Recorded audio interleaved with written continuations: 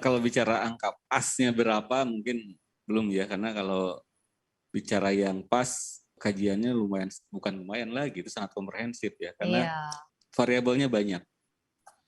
Variabelnya sangat banyak sekali, sehingga sebenarnya kita harus mencari titik optimalnya. Kalau kayak tadi itu pakai lever curve ya. Titik optimal dari semua stakeholder itu berapa? Itu yang menjadi pertanyaan dasar. Karena yang penting pada saat kita meningkatkan sebesar berapa, sebenarnya lebih kepada meningkatkan pada tingkatan yang bisa menyenangkan semua pihak gitu ya. Karena ada sebenarnya yang pertama ya kelihatannya sebenarnya di sini industri dan pemerintah dengan kebijakannya, di mana pemerintah melihat konsumen. Karena pada dasarnya kan sebenarnya pemerintah ingin melindungi konsumen, masalah kesehatan, dan kedua melindungi pendapatannya. Nah sebenarnya tingkat optimalnya berapa kan? Menurut saya yakin nih, Pak Akbar ini tarik-tarikan kan antara pendapatan tadi, karena tadi kelihatan sekali pendapatan dari pajak itu 10% dari cukai. Maksud saya adalah pasnya berapa ya kita harus mencari optimalnya berapa.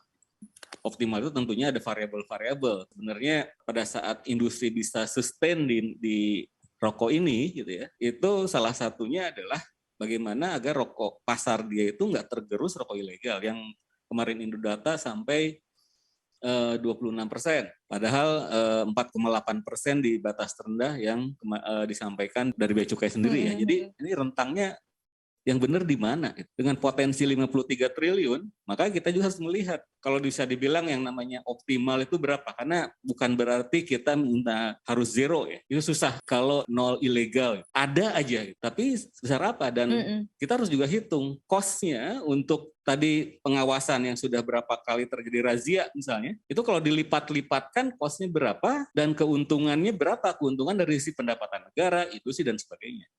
Kenaikan rokok yang tinggi itu ternyata punya korelasi masing-masing yang berbeda.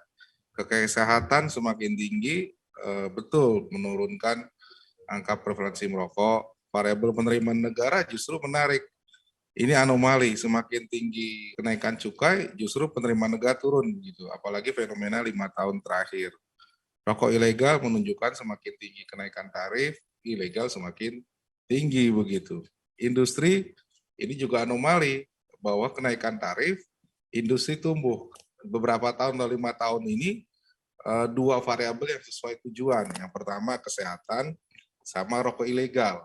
Gitu. Tapi untuk penerimaan negara sama industri, tidak sesuai dengan asumsi atau parameter yang dibangun. Begitu ya.